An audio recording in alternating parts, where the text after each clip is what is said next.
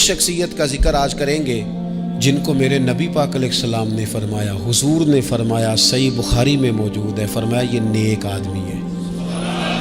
اور یار جسے رسول کریم کہیں بندہ نیک ہے، رجل صالح، حضور نے فرمایا نیک آدمی ہے، جو بالغ نہیں ہوئے تھے اور اس سے پہلے ہی کلمہ پڑھ لیا تھا، جو حج کے مسائل سب سے زیادہ جانتے تھے، جنہوں نے 60 سال مکے اور مدینے میں فتویٰ دیا، صحابہ ان سے فتویٰ لینے آتے تھے، جو بدر کی جنگ میں بھی گئے، احد میں بھی گئے، پر محبوب نے فرمایا عمر تھوڑی ہے، ابھی واپس جائیے۔ خندق میں شریک ہوئے اور اس کے بعد ہر جنگ میں شریک ہوئے۔ مستدرک میں موجود ہے، حضرت جابر ابن عبداللہ فرمایا کرتے تھے زمانہ بدلا تو کچھ لوگوں میں بھی تبدیلیاں آئیں، میں نے بڑی دنیا بدلتی دیکھی، پر جن لوگوں کو نہیں بدلتے دیکھا نا، ان میں یہ شخصیت ہے جو ہمیشہ ہر دور میں ہر عمر میں نبی پاک کے طریقوں پر پوری طرح کاربند رہے، اوڑھنا بچھونا اٹھنا بیٹھنا چلنا ہر وقت حضور کی محبت میں غرق ہو کے کیا۔ کون ہے بلا؟ حضرت عمر کے بیٹے سیدنا عبداللہ ابن عمر رضی اللہ تعالی عنہ، ابھی بالغ نہیں ہوئے تھے، مسلمان ہو گئے، اور زندگی ساری مصلی سے لگ کے گزاری، عبادت کی، ریاضت کی، تقوی، جد و جہد، معاملہ فہمی، جہاد۔ والد امیر المومنین ہے، لیکن صاحبزادے کی خواہش ہے کہ مجھے فوج میں بھیجو، میں جہاد کرنا چاہتا ہوں، اور جہاد بھی سپہ سالار بن کے نہیں، سپاہی بن کے کرنا چاہتا ہوں۔ سب سے پہلی بات تو یہ تھی کہ علم و فضل بڑا تھا، صحابہ ان سے فتویٰ لیتے تھے، مسائل حج سب سے زیادہ حضرت عبداللہ ابن عمر جانتے تھے، اور فتویٰ دینے میں اتنے محتاط تھے، حدیث بیان کرنے میں اتنے محتاط تھے کہ بڑا سوچ سمجھ کے غور کر کے۔ صحابہ فرمایا کرتے تھے یہ واحد بندہ ہے کہ جو 1 منٹ سے پہلے کہہ دیتا ہے، سب سے زیادہ مسائل آتے ہیں لیکن 1 منٹ سے پہلے کہہ دیتے تھے اس مسئلے کا مجھے نہیں پتا، تحقیق کروں گا، اگر پتہ چل گیا تو بتا دوں گا، فوراً کہہ دیتے تھے۔ ایک دفعہ ایک صاحب نے مسئلہ پوچھا تو چپ کر گئے، سوچنے لگ گئے۔ ہمارے ہاں نا لوگوں کو حاضر جواب کہلانے کا شوق ہے، یہ شوق بڑا خطرناک ہوتا ہے۔ اگر آپ حاضر جواب ہیں تو بڑی اچھی بات ہے، لیکن حاضر جواب کہلانے کا شوق تو نہ پیدا کریں۔ اگر آپ کو پتہ ہے، صحیح بخاری میں حدیث ہے، نبی پاک علیہ السلام نے ایک دن پوچھا تھا صحابہ سے کہ وہ درخت کون سا ہے جس کی مثال مومن کی طرح ہے؟ تو حضرت عبداللہ ابن عمر کہتے ہیں مجھے پتا تھا کہ وہ کھجور کا درخت ہے، اور میں نے جواب نہیں دیا۔ کیوں نہیں دیا؟ فرمانے لگے ابو بکر صدیق بیٹھے، فاروق اعظم بیٹھے، مولا علی بیٹھے، بزرگوں کی موجودگی میں میں جواب دیتا پھروں، یہ ٹھیک نہیں ہوتا، یہ صحیح نہیں ہوتا۔ یہاں تو بڑے لوگ، امام غزالی فرماتے ہیں جب میں اپنے مرشد سے مرید ہوا تو مجھے کہنے لگے بیعت میں نے کر لیا، آج کے بعد نہ تقریر کرنی ہے، نہ مدرسے میں سبق پڑھانا ہے، نہ کسی کو مسئلہ بتانا ہے۔ اور یہ بڑا مشکل کام ہوتا ہے، بندہ مولوی بھی اور تقریر ہی نہ کرے، اسے زنگ لگ جاتا ہے، اور مسئلہ ہی نہ بتائے تو بدعزمی ہو جاتی ہے۔ یہاں تو جس کو 6 مسئلے آ جائیں وہ امام کو نماز نہیں پڑھانے دیتا، وہ کہتا ہے پہلے انٹرویو لوں گا تیرا کہ تو پورا تجھے آتا ہے، پھر آگے چلے گا۔ تو اتنے بڑے عالم کو شیخ نے منع کر دیا، تو کہتے ہیں شیخ کے پاس ایک شخص مسئلہ پوچھنے آیا تو میرے مرشد فرمانے لگے مجھے یہ مسئلہ نہیں آتا۔ تو امام صاحب کہتے ہیں کہ میں نے اسے کہا مجھے آتا ہے، میں بتاؤں؟ کہتے میرے شیخ مسکرا پڑے، کہنے لگے غزالی میں تو تیرے ساتھ ساتھ اپنی میں بھی مارنا چاہتا تھا، پر تیری ابھی مری نہیں، اور تو کہتا ہے میں بتاتا ہوں۔ کچھ دیر چھوڑ دے، سارے مسئلے بتانے نہیں چاہیے، کچھ پہ عمل بھی کرنا چاہیے۔ میرے عزیز حضرت عبداللہ ابن عمر اتنا بڑے مفتی ہیں، مفتی مدینہ ہیں، مفتی مکہ ہیں، لوگ مسائل حج پوچھتے ہیں، بڑے بڑے استنباط کرتے ہیں قرآن و حدیث سے۔ ایک آدمی نے مسئلہ پوچھا تو حضرت عبداللہ ابن عمر فرمانے لگے دیر تک سوچا، دیر ہو گئی سوچتے سوچتے، تو وہ شخص کہنے لگا حضور اتنی دیر کیوں سوچ رہے ہیں؟ تو آپ فرمانے لگے تمہارا کیا خیال ہے کہ جو سوال تم مجھ سے پوچھتے ہو اور جو جواب میں تمہیں دیتا ہوں اس کے بارے میں رب مجھ سے سوال نہیں کرے گا؟ اللہ کی بارگاہ میں نے جواب نہیں دینا، میں سوچ سمجھ کے دے رہا ہوں تاکہ اس کا حساب دینا پڑے تو میرے لیے مشکل نہ ہو جائے۔ میرے عزیز حضرت عبداللہ ابن عمر سے کسی نے سوال پوچھا تو سیدنا عبداللہ ابن عمر رضی اللہ تعالیٰ عنہ کہنے لگے مجھے نہیں آتا اس سوال کا جواب، اور جب کہا نا نہیں آتا تو فوراً کہنے لگے عبداللہ، خود اپنے آپ سے بات کرتے ہیں، کہتے ہیں عبداللہ رب تیرا بھلا کرے، اس بات پہ ہمیشہ ڈٹے رہنا، جو بات نہ آتی ہو وہ کبھی کہنا نہ، جس کا پتہ نہ ہو اسے کبھی کرنا، جب تک پوری تحقیق نہ ہو بلا وجہ غوطہ زنی نہ کرنا، بلا وجہ غوطہ زنی نہ کرنا۔ یہاں کا ہے ہمارے صوفیاء نے، یہاں کا علم و بس کریو یار، ایک کوئی حرف تینوں درکار، صحیح کر کے پہلے اچھی طرح کر کے پرکھ پھر بات کر۔ تو علم بڑا تھا، تقوی بڑا تھا۔ اس کے ساتھ ساتھ پھر یہ تھا کہ غریب پروری بڑی تھی۔ ایک بندہ خیرات لے کے گیا، وہ پھر لائن میں لگ گیا ہے، اسی کیا عقیدہ پلا تو پھر آ گیا ہے۔ تو حضرت عبداللہ ابن عمر کو بندہ دوبارہ آتا نا تو کسی سے قرضہ لے کے کہتے یار اس کو بڑی ضرورت تھی تو دوبارہ آیا ہے نا، ایک دفعہ تم ذرا دے دو، میں تمہیں دے دوں گا، اس کو دینا ہے۔ جتنی دفعہ شام کو کھانا کھاتے اتنی دیر حضرت عبداللہ ابن عمر کھانا نہیں کھایا کرتے تھے جب تک کوئی یتیم آ کے دسترخوان پہ بیٹھ نہ جاتا، نہیں گزارا ہوتا۔ اور یار کیسے لوگ کھا لیتے ہیں، اعلیٰ غذائیں کھا رہے ہیں، اور ایک طرف ایک بہن مجبور بیٹھی ہے، بھائی مجبور بیٹھا ہے، سسرالی رشتہ داروں میں لوگ مجبور بیٹھے ہیں، عزیزوں میں لوگ مجبور بیٹھے ہیں، یتیم غریب مسکین، اور یہ روز نئے سے نیا ذائقہ، جب تک یتیم نہ ہوتا کھانا نہ کھاتے۔ اور صدقات و خیرات بھی کرتے تو جس طرح ہم کرتے ہیں نا، ناراض نہ ہونا۔ کبھی کبھی نا بعض لوگوں کو بانٹتے دیکھتے ہیں تو تکلیف ہوتی ہے، آپ نے دینا تو ہے تو اگر خوش دلی سے دے دیں، عطا تو کرنا ہے تو اگر چلو صحیح طریقے سے ہو جائے، ہنس کھیل کے ہو جائے، پریشان نہ کیا جائے سائل کو، تو کتنا اچھا ہے۔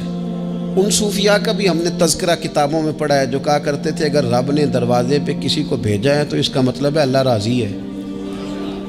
لیکن ہمارا لہجہ اتنا سخت ہوتا ہے۔ حضرت عبداللہ ابن عمر ایک اونٹنی پہ بیٹھے تھے، اونٹنی بڑی پیاری لگی، بڑی خوبصورت تھی، بڑی بہترین تھی، بڑی صاف ستھری تھی، تو 2-3 دفعہ اپنے غلام سے کہا یار بڑی پیاری ہے، بڑی خوبصورت ہے، دیکھو اس کا چلنے کا انداز کتنا نرالا ہے۔ آج کل بھی ڈرائیور گاڑی چلاتے ہیں تو کہتے ہیں بڑی ہلکی پھلکی ہے جی، بریکیں بھی بڑی ٹھیک ہیں جی اس کی، فلاں معاملہ بھی اس کا بڑا صحیح ہے۔ وہ اتنی پسند آئی اونٹنی تو اونٹنی سے اترتے ہی فوراً کہنے لگے اس کو نشان لگا کے قربانی کے جانوروں میں چھوڑ دو، یہ زیادہ پیاری ہے، اسے رب کے رستے میں خیرات کریں گے۔ کیوں؟ ایک باریک نکتہ صوفیاء نے بیان کیا ہے۔ اللہ کے نیک بندے کہتے ہیں کسی جگہ بھی تمہارا دل اللہ رسول کے مقابلے میں الجھنا نہیں چاہیے۔ کوئی ایسی چیز جو رکاوٹ بن رہی ہو، رکاوٹ، وہ کیا کہتے ہیں کچرا آ گیا ہے، اس کچرے کو لوگ ٹھیک نہیں کرتے، کہتے نکال دو تاکہ معاملہ صحیح رہے۔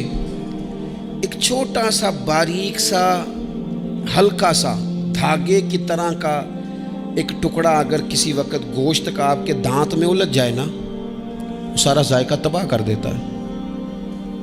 لوگ مختلف چیزیں لے کے خلال کرتے ہیں دانتوں کا تاکہ وہ نکل جائے، کیونکہ ذرا سی بھی چیز اگر کسی جگہ رکاوٹ بن جائے نا، آپ بڑا بہترین کھانا کھا رہے تھے، زبردست غذا آپ کھا رہے تھے، ایک صرف اس میں نا ہلکا سا دانہ ایسا ہے جو سخت تھا، کچرا آ گیا، روڑا آ گیا، تو وہ سارے کھانے کا ذائقہ تباہ کر دیتا ہے۔ بعض لوگ ایسے ہوتے ہیں کہ ایک بال نکل آئے نا کبھی کھانے میں سے تو کھانا چھوڑ دیتے ہیں، کہتے ہیں یار یہ سارا ذائقہ خراب ہو گیا۔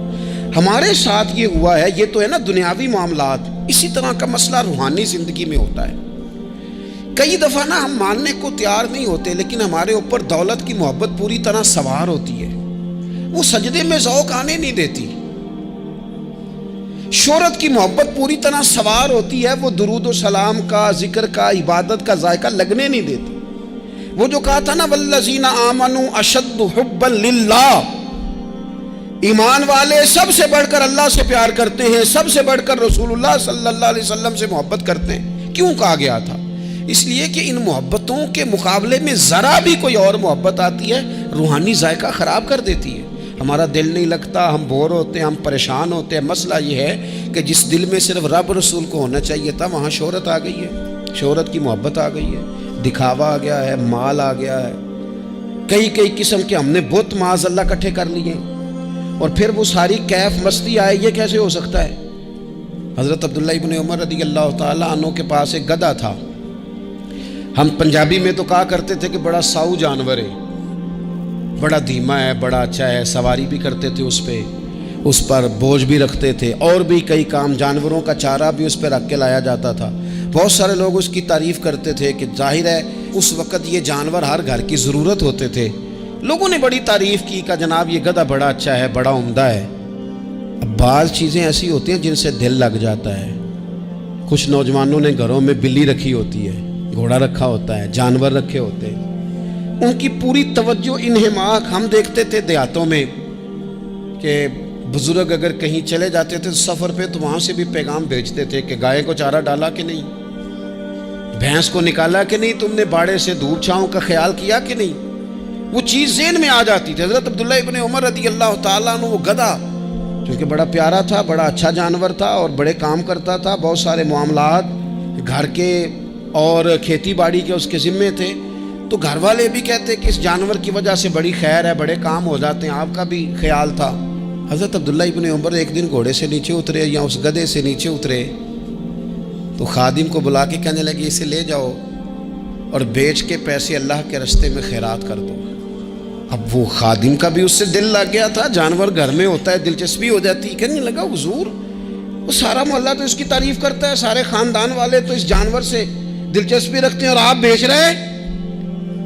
آپ فرمانے لگے جس طرح سب کا دل اس کی طرف ہے نا کہ اچھا جانور ہے، میرا بھی ہو گیا ہے، لیکن میں اپنے دل کو سوائے رب اور رسول کے کسی اور طرف ہوتا دیکھ نہیں سکتا. اعظم بلا سے اپنی وہ ہستی ہی کیوں نہ ہو، اعظم بلا سے اپنی وہ ہستی ہی کیوں نہ ہو. جو چیز اس کی راہ میں حائل ہو پھونک دو، جلا دو ایسی ساری چیزیں جو ان کے راستے میں آتی ہیں. فرمایا اس کی طرف توجہ ہونے لگی ہے، لہٰذا میں اسے اب رکھ سکتا. مزاج تھا، طبیعت تھی، طریقہ اس طرح کا تھا کہ وہ. پھر ایک اور بات بڑی خوب تھی،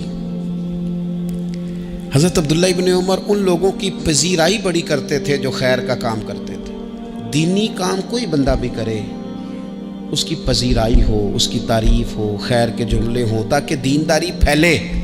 حضرت عبداللہ ابن عمر رضی اللہ تعالیٰ عنہ کو نا غلام آزاد کرانے کا بڑا شوق تھا. دیکھیں ایک بندہ کسی نے خرید لیا ہے، وہ اس کا پابند ہے، بڑی تکلیف میں ہوتے تھے لوگ. غلام 1000 سے زیادہ غلام آپ نے آزاد کرائے، تو آپ جب غلام خریدتے تھے نا تو نظر کرتے تھے جو غلام ذرا زیادہ نمازیں پڑھتا اسے آزاد کر دیتے. تو غلاموں نے اس طرح کیا، انہیں پتہ چل گیا، انہوں نے بھی نا لمبی لمبی نمازیں شروع کر دی. تو حضرت عبداللہ ابن عمر کو پتہ چلتا، آزاد کر دیتے. ایک دن آپ کے بیٹے کہنے لگے حضور یہ آپ کو دھوکہ دیتے ہیں، لمبی لمبی نمازیں پڑھتے ہیں، آپ آزاد کر دیتے ہیں، بعد میں پتہ نہیں 5 بھی پوری پڑھتے ہیں کہ نہیں پڑھتے. تو حضرت عبداللہ ابن عمر کہنے لگے پتر تیرا کیا خیال ہے، مجھے نہیں پتہ.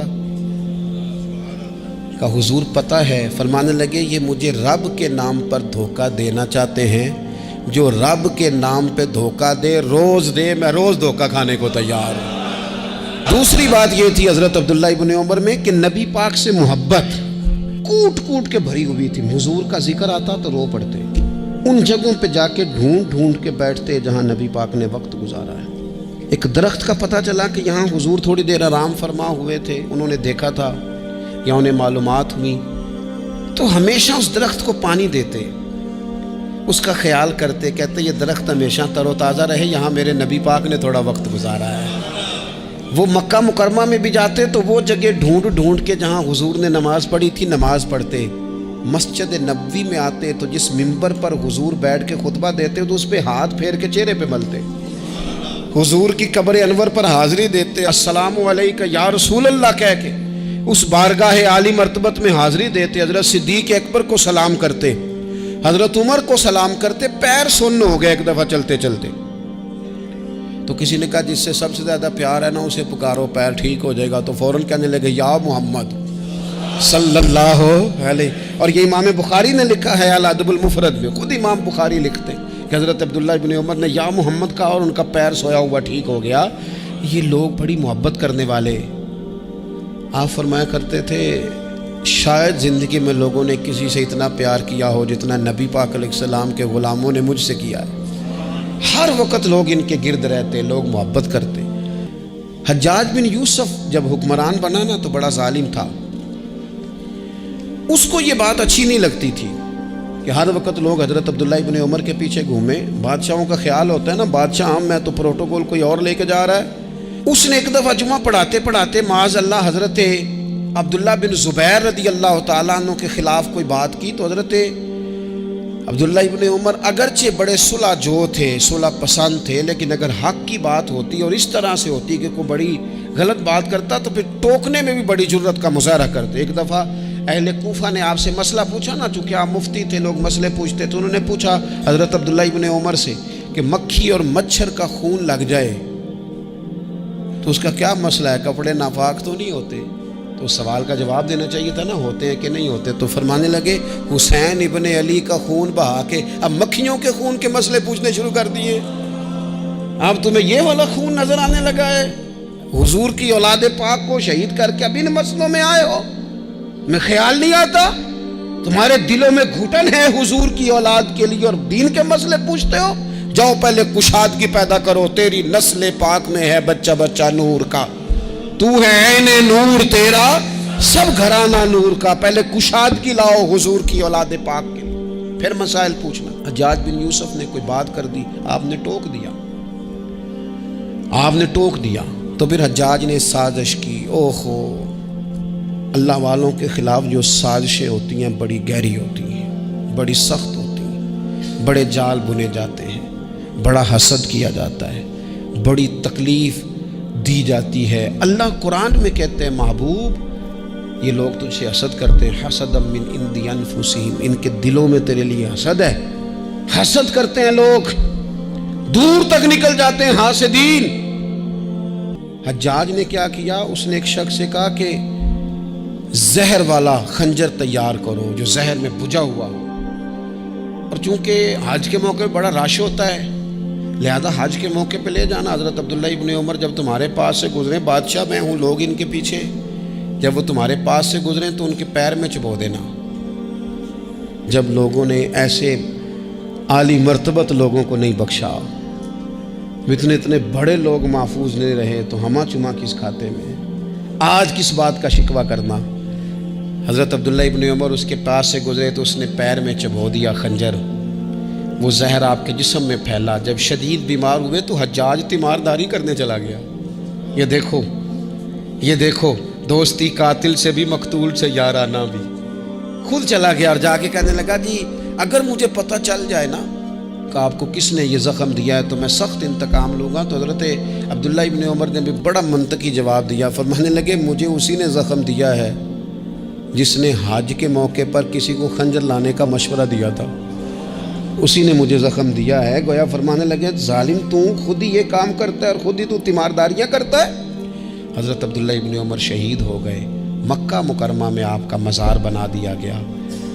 تقریباً 1500 کے لگ بھگ 1600 کے لگ بھگ آپ سے احادیث مروی ہیں۔ زندگی حسین گزاری، حضور کی خوشبوئیں ہر وقت آتی رہیں۔